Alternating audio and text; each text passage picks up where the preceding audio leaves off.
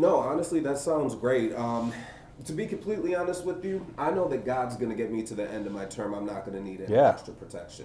Mr. Johnson, I'm a man of faith to myself.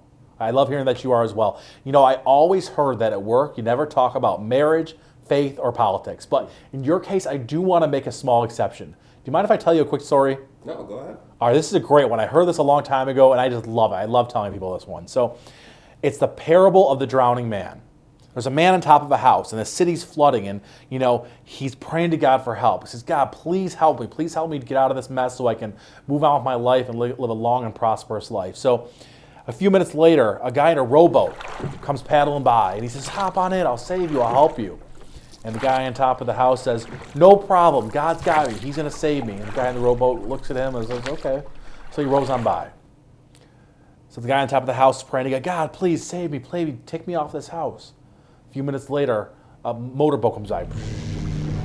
And the guy in the motorboat says, hop on in, I'll save you. But the guy in the house still sticks by his convictions. He says, sir, I know God is going to save me. I don't need your motorboat. Go ahead. So the guy in the motorboat leaves.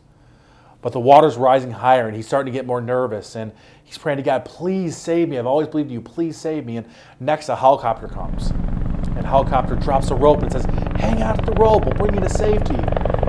And the guy on the top of the house says, no, I don't need it. God is coming for me. Unfortunately, the man perished. And when he got to heaven, he asked God, God, I prayed and I prayed and prayed. I said, please save me, please save me. And you said you'll always be there for me. And God looks at him and says, I sent you a rowboat, a motorboat, and a helicopter. What more do you want from me? Right? Mr. Johnson, I'm offering you a rowboat, a motorboat, and a helicopter. Which option do you like?